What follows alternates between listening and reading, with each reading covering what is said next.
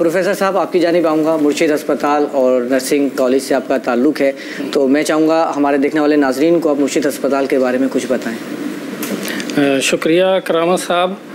मुर्शिद हस्पताल and nursing college दोनों बड़े पुराने इदारे हैं और पिछले 35 साल से काम कर रहे हैं माशाल्लाह। तो जब मुर्शिद हस्पताल कायम हुआ था तो उसके साथ साथ कुछ अरसे के बाद इस बात की ज़रूरत महसूस की गई कि हॉस्पिटल जो है वो नर्सिंग स्टाफ के बग़ैर नहीं चल सकता, कि नर्सिंग स्टाफ जो है वो किसी भी हॉस्पिटल की बैकबोन है। तो फिर नर्सिंग कॉलेज का क़याम अमल में लाया गया। तो मुर्शिद के पहले 2-3 मामलात जो थे वो बड़े अहम रहे। सबसे पहला ये कि जब नर्सिंग कॉलेज कायम हुआ तो उसकी जो प्रिंसिपल उस वक़्त मुंतखब की गई वो पाकिस्तान की पहली मुस्लिम नर्स थी।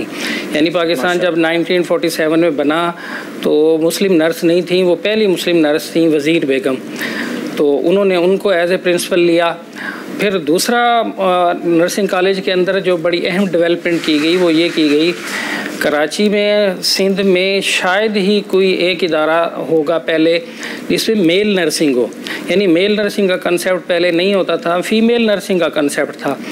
तो मुर्शिद ने सिंध में और पाकिस्तान में शायद चंद इदारे थे जहाँ मेल नर्सिंग होती थी, उन्होंने मेल नर्सिंग इंट्रोड्यूस की और इस कंसेप्ट के साथ की कि मेल पेशेंट के साथ अगर मेल नर्स काम करे तो ज़्यादा अच्छे नताइज जो हैं वो आ सकते हैं।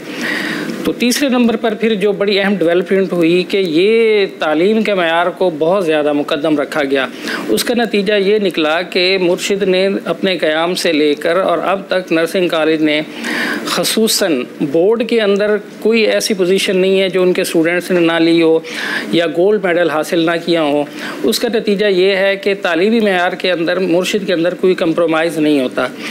फिर चौथे नंबर पर आपको पता है कि हमारा समाज जो है वो डिफरेंट है। अल्लाह ताला ने निज़ाम ही ऐसा बनाया है, अमीर भी हैं, गरीब भी हैं, शक्लें मुख्तलिफ, मिजाज मुख्तलिफ, आदात मुख्तलिफ, नसीब भी मुख्तलिफ।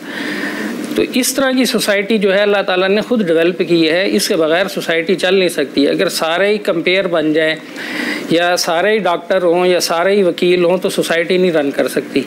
तो उस सूरत हाल के अंदर इस तरह का डिसिप्लिन अल्लाह ताला ने ख़ुद मेंटेन किया। मेंटेन करके अब जहाँ अमीर स्टूडेंट्स हैं वहाँ पे गरीब भी हैं। अब गरीब जब बच्चे पढ़ने के लिए आते हैं तो उसमें सूरत हाल ये होती है, उन्होंने टेस्ट भी क्लियर कर लिया, इंटरव्यू भी क्लियर कर लिया, शाइनिंग भी हैं, इंटेलिजेंट भी हैं, लेकिन क्या हो रहा है कि अब दाखिले की फ़ीस नहीं होती।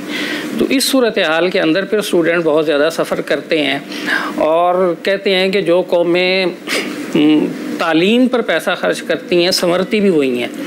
अगर आप तालीम के ऊपर इन्वेस्टमेंट नहीं करेंगे तो फिर उसके बग़ैर आप कुछ हासिल भी नहीं कर सकते। फिर अल्लाह ताला ख़ुद कहते हैं इस हाल के अंदर जब गरीब आ जाते हैं तो वो अमीर लोग जिनको अल्लाह ने दौलत दी है तो उस पर फिर अल्लाह ताला उनको कहता है कि जो हमने माल आपको दिया है वो फिर इन गरीबों के ऊपर ख़र्च करो। तो गरीबों पर जब माल खर्च होगा तो उसका नतीजा क्या निकलेगा? सूरह बकरा की अगर आयत आप उठाकर पढ़ें तो उसमें अल्लाह ताला कहते हैं वमसलुल्लज़ीना युनफ़िक़ूना अम्वालहुम फ़ी सबीलिल्लाह, अपना माल फ़ी सबीलिल्लाह खर्च करो। कमसली हब्बतिन अम्बतत सबअ सनाबिला फ़ी कुल्ली सुम्बुलतिन मिअतु हब्बा, उसकी मिसाल एक दाने जैसी है जिससे 7 बालियाँ निकलती हैं, फिर उन 7 बालियों में हर बाली में 100-100 दाने होते हैं। तो अल्लाह चाहे जिसका माल जितना बढ़ा दे। इस आयत का मतलब ये है कि अगर कोई साहिब हैसियत, साहिब सरवत, साहिब माल अपने माल का 1 रुपया खर्च करता है तो अल्लाह ताला कहते हैं कि हम उसको 700 रुपया उसके बदले में देते हैं। तो इससे बड़ी के बदले में 700, एक के बदले में 700।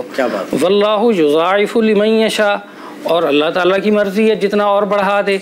तो ये ऐसी इन्वेस्टमेंट है जो इन्वेस्टमेंट अगर तलबा पर की जाए तो उसके बड़े मुफीद नताइज आते हैं। उसके बगैर अगर आप सोसाइटी को सर्वाइव करना चाहते हैं, चलाना चाहते हैं तो कोई नतीजा किसी सूरत में भी हासिल नहीं हो सकता। माशाल्लाह। नाज़रीन, कितनी प्यारी बात बताई प्रोफेसर साहब ने कि 1 रुपये के बजाय आपको 700 रुपये मिलेंगे, 1 के बदले में 700। माशाल्लाह, क्या बात है।